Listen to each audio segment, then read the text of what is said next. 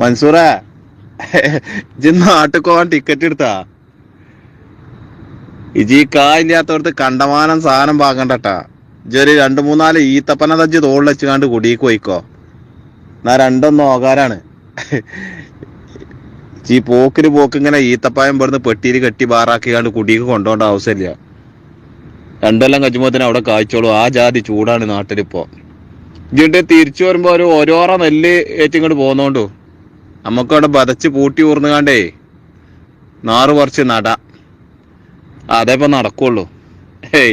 എന്തൊക്കെയായിരുന്നു നമ്മളിങ്ങനെ നാട്ടിക്ക് വിളിച്ചുമ്പോ ഇവിടെ ചൂടാണ്, പുറത്തേക്ക് ഇറങ്ങാൻ വെച്ച ആ ജാതി ചൂടാണ്, എന്താ ചെജ്ജ, അങ്ങണ്ടാണ് ഇങ്ങണ്ടാണ് എന്നൊക്കെ ഇങ്ങനെ പറയുമ്പേ ഓൽക്കൊക്കെ ഒരാളെ കളിയാക്കലായിരുന്നു തന്നെ.